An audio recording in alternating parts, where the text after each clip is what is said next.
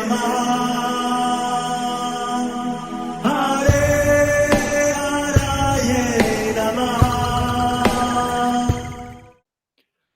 हरे कृष्णा जी, आप सबका बहुत बहुत स्वागत है। आज के प्रोग्राम में मंगलाचरण आरंभ करते हैं। ओम नमो भगवते वासुदेवाय। ओम नमो भगवते वासुदेवाय। ओम नमो भगवते वासुदेवाय। ओम अज्ञानतिमिरान्धस्य ज्ञानाञ्जनशलाकया चक्षुरुन्मिलितं येन तस्मै श्रीगुरवे नमः।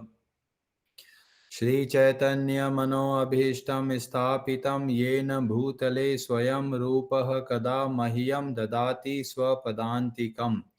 वन्देऽहं श्रीगुरो श्रीयुतपदकमलं श्रीगुरोन् वैष्णवांश्च श्रीरूपं साग्रजातं सहगणरघुनाथान्वितं तं सजीवं साद्वैतं सावधूतं परिजनसहितं कृष्णचैतन्यदेवं श्री राधा कृष्ण पादान् सहगण ललिता श्री विशाखान्वितांश्च।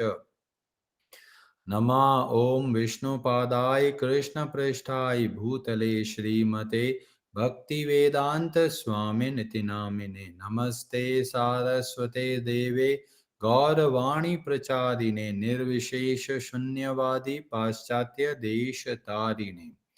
नमो महावदन्याय कृष्ण प्रेम प्रदायते कृष्णाय कृष्ण चैतन्य नामने गौरतुषे नमः।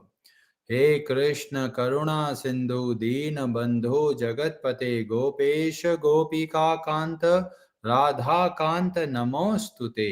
तप्त कांचन गौरांगी राधे वृंदावनेश्वरी वृषभानुसुते देवी प्रणमामि हरिप्रिये। वाञ्छाकल्पतरुभ्यश्च कृपा सिन्धुभ्य एव च पतितानां पावनेभ्यो वैष्णवेभ्यो नमो नमः। जय श्री कृष्ण चैतन्य प्रभु नित्यानंद श्री अद्वैत गदाधर श्रीवासादि गौर भक्त वृंद। हरे कृष्ण कृष्ण कृष्ण हरे हरे, हरे राम राम राम हरे हरे। कार्पण्यदोषोपहत स्वभाव पृच्छामि त्वां धर्मसम्मूढचेताः। यच्छ्रेयस्यानिश्चितं ब्रूहि तन्मे शिष्यस्ते अहं शाधि मां त्वां प्रपन्नम्। हरे कृष्णा जी, भगवद गीता अध्याय 1 श्लोक नंबर 15 आरंभ करते हैं। ब्रजेश्वरी जी, आप पढ़ेंगे संस्कृत। हरे कृष्ण। पाञ्जन्यं ऋषिकेशो देवदत्तं धनञ्जयः पौण्ड्रं ददमौ महाशङ्खं भीमकर्मावृकोदरः। हरे कृष्ण। हरे कृष्णा। शब्दार्थ और अनुवाद।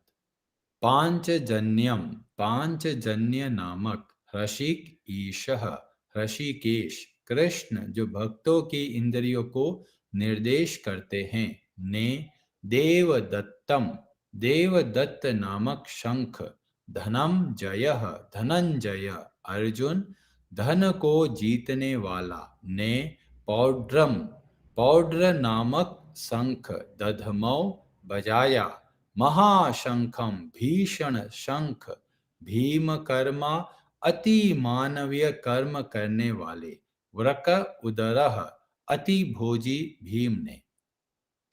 भगवान श्री कृष्ण ने अपना पांचजन्य शंख बजाया।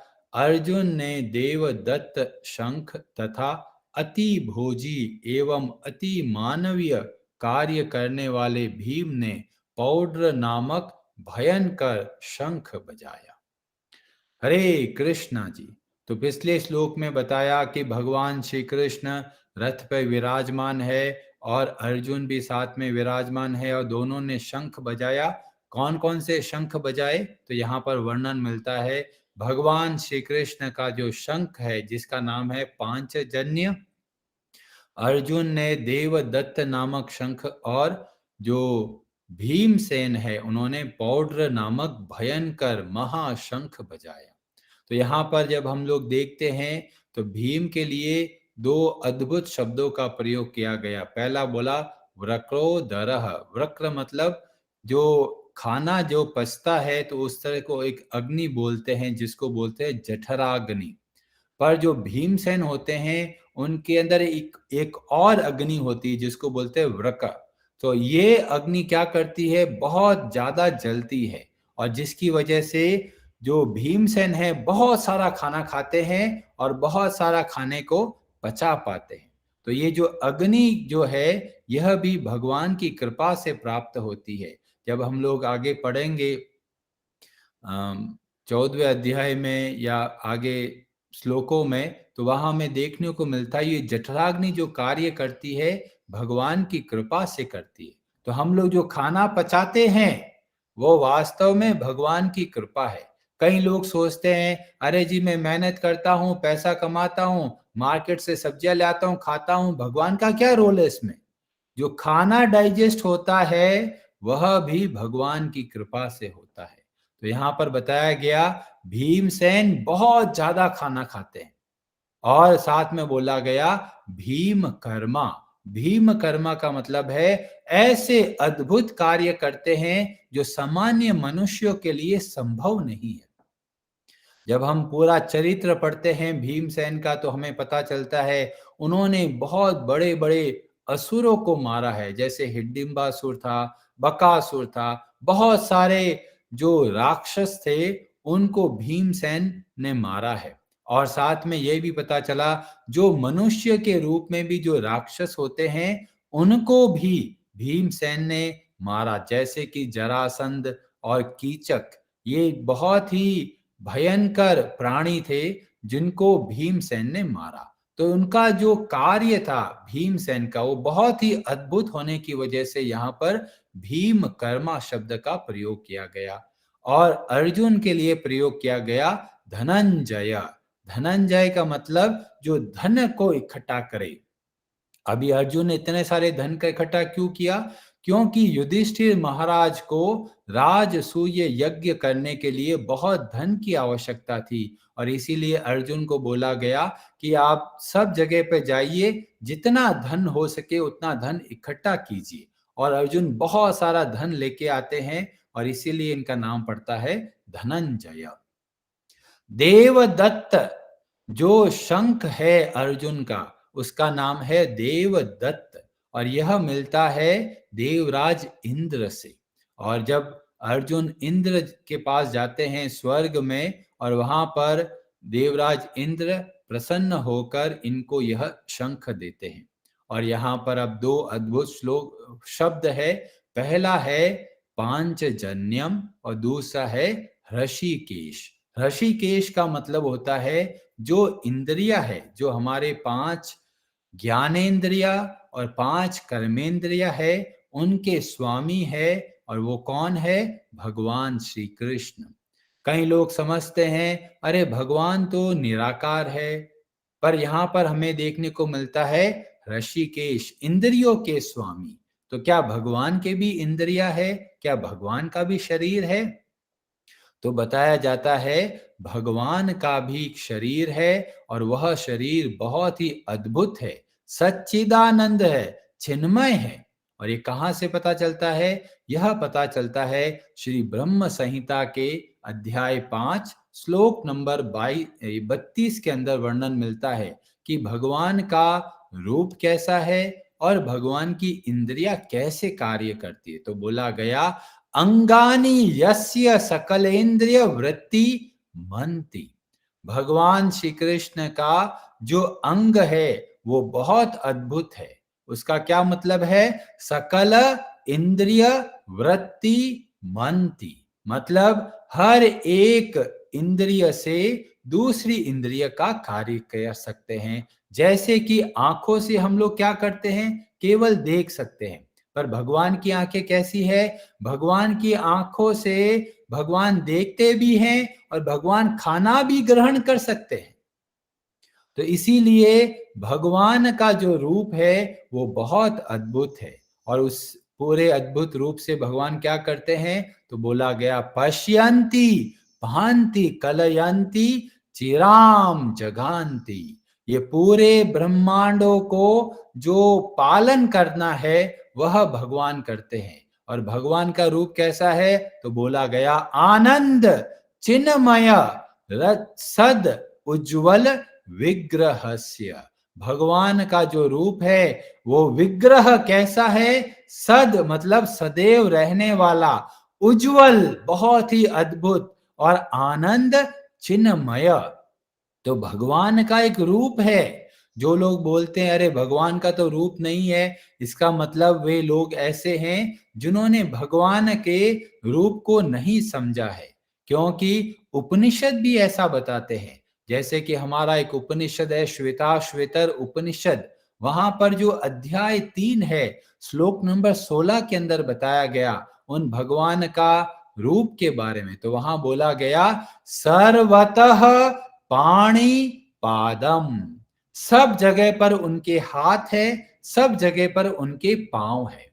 अब कई लोग समझ नहीं पाते और सोचते हैं ये क्या बात बता रहा है कि सब जगह हाथ भी है, सब जगह पांव भी है। तो इसका उत्तर हमको ब्रह्म संहिता के श्लोक में मिलता है कि भगवान का हाथ पांव की तरह कार्य कर सकता है और पांव है वो हाथ की तरह कार्य कर सकता है। इसीलिए प्रैक्टिकली जब हम समझते हैं तो पता चलता है सब जगह पर भगवान के हाथ भी है, सब जगह पर भगवान के पांव भी है। और वहीं पर बोला गया ततः सर्वतो अक्षी शिरो मुखम, सब जगह पर भगवान का मुख है, सब जगह पर भगवान की आंखें हैं। कई लोग सोचते हैं हमको कौन देखता है? तो भागवतम में वर्णन मिलता है 13 कैमरे लगे हुए हैं जो हमको देखते हैं हम क्या सही और क्या गलत करते हैं, और यमराज सारा डॉक्यूमेंट करके बोलते हैं। कई लोग सोचते हैं किसी ने देखा नहीं है, कोई चोरी करता है लगता है किसी ने देखा नहीं है, तो लगता है कोई चिंता वाली बात नहीं है। पर बहुत सारे सिक्योरिटी कैमरे लगे हुए हैं और वो हमारी हर एक गतिविधि को देखते हैं। और उसमें बताया गया सबसे जो सूक्ष्म है वह है परमात्मा, जो हमारे हृदय में विराजमान है और सब देख रहे हैं हम क्या सोचते हैं और हम क्या कार्य करना चाहते हैं। तो जब यहाँ पर ऋषिकेश बोला गया वह बहुत अद्भुत शब्द है। इससे पता चलता है भगवान का एक अद्भुत रूप है। उनकी जो इंद्रिया है, जो पंच ज्ञानेंद्रिया जिससे ज्ञान प्राप्त होता है, जैसे कि आंख है, नाक है, जीभ है, त्वचा है, कान है, तो इनसे ज्ञान प्राप्त होता है। तो भगवान का जो रूप है वो बहुत ही अद्भुत है और इसीलिए ऋषिकेश शब्द का प्रयोग किया गया। और अब यहाँ पर पता चलता है पांचजन्य, ऐसा अद्भुत शंख। कई लोग सोचते हैं क्या भगवान को ये शंख शुरू से ही था या बाद में मिला? तो भागवतम की जो कथा है, भागवतम के 10वें स्कंद के अध्याय 45 में बताया गया कि जब भगवान श्री कृष्ण ने पूरी शिक्षा ग्रहण करी अपने गुरु सांदीपनी मुनि से, तो सांदीपनी मुनि एक रिक्वेस्ट करते हैं गुरु दक्षिणा के रूप में और बोलते हैं कि बहुत समय पहले जो उनके पुत्र होते हैं उनकी मृत्यु हो जाती है, समुद्र के अंदर डूबकर वह मर जाते हैं, क्या तुम उनको वापस लेके आ सकते हो?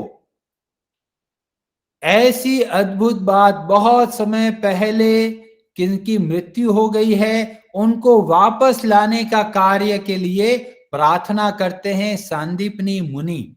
और भगवान श्री कृष्ण और बलराम बोलते हैं जैसी आपकी आज्ञा, आपने हमें इतना ज्ञान दिया है, हम आपके प्रति बहुत कृतज्ञ है, इसलिए गुरु दक्षिणा में जैसा आपने बोला है वैसा मैं करूंगा। और भगवान श्री कृष्ण और बलराम जी अपनी कृतज्ञता व्यक्त करते हैं कि भाई आपने हमें शिक्षा दिया, आपने हमको ज्ञान दिया, इसीलिए आपके प्रति मेरा सेवा का भाव है। और हमको भी ये शिक्षा मिलती है कि जिन्होंने भी हमको मार्ग बताया, चाहे थोड़ा बताया ज्यादा बताया, जिन्होंने भी हमको खासकर भक्ति का मार्ग बताया, उन सब के प्रति हमको सदैव कृतज्ञ रहना है, हमेशा ग्रेटिट्यूड रखना है, क्योंकि ये ग्रेटिट्यूड का भाव भगवान के अंदर भी है। और जब हम ग्रेटिट्यूड रखते हैं तो हमारे जो संबंध होते हैं बहुत अच्छे होते हैं। तो भगवान श्री कृष्ण गुरु की बातों को समझकर और जाते हैं समुद्र के पास, और वहां पर समुद्र के पास जाकर बोलते हैं कि मुझे मेरे गुरु का पुत्र चाहिए। और भगवान श्री कृष्ण जब वहां पर पधारे हैं तो समुद्र देव भागते हुए आते हैं, हाथ जोड़ के प्रार्थना करते हैं और बोलते हैं वो तो मेरे पास नहीं है, वो एक राक्षस है, वो राक्षस लेके चला गया। तो भगवान श्री कृष्ण बोलते हैं कि ठीक है, वो राक्षस कहाँ मिलेगा? तो बोलते हैं समुद्र की गहराई में शंख के अंदर बैठा है, और शंख का एक कवरिंग करके प्रोटेक्शन में बैठा हुआ है। तो भगवान श्री कृष्ण वहां पर जाते हैं और शंख के अंदर जो पंचजन्य नामक राक्षस होता है उसको मारते हैं, पर फिर भी वो पुत्र नहीं मिलता। और वहां पर भगवान श्री कृष्ण को यह पांचजन्य शंख मिलता है, जो पंचजन्य राक्षस जिसके अंदर बैठा हुआ होता है, तो वहां से वो उनको पांचजन्य शंख मिलता है, और वह शंख लेकर फिर आगे जाते हैं ढूंढने के लिए। तो कई बार लगता है क्या भगवान को ये पता नहीं है? भगवान को पता है, पर भगवान जब कुछ कार्य करते हैं तो उनके पीछे बहुत सारे शिक्षाएं होती है। तो हमें जो प्रमुख शिक्षा मिलती है वह है कृतज्ञता, जो कि हमें पता चलता है भगवान श्री कृष्ण अपने गुरु सांदीपनी मुनि के सामने रखते हैं। और जो लोग समझते हैं कि भी पांचजन्य शंख उस वक्त मिला, तो यह बात वास्तव में जब हम सूक्ष्मता से देखते हैं तो भगवान के पास शंख सदैव था। जब भगवान श्री कृष्ण प्रकट होते हैं उससे पहले चतुर्भुज रूप में होते हैं, और वहां पर उनके पास शंख होता है। तो बताया जाता है जब ऐसी कथाएं हमें सुनने को मिलती है कि भगवान को शंख मिला, या फिर कहीं आप जगह देखेंगे पता चला भगवान शिव ने भगवान कृष्ण को सुदर्शन चक्र दिया, या फिर अग्निदेव ने सुदर्शन चक्र दिया, कई बार ऐसी कथाएं सुनते हैं।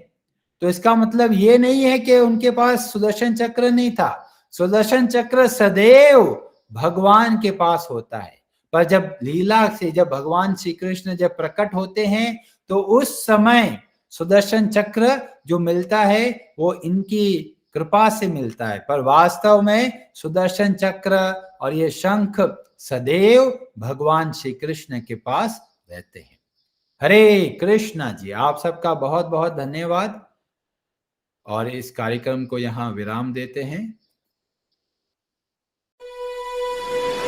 Hare Hare Namaha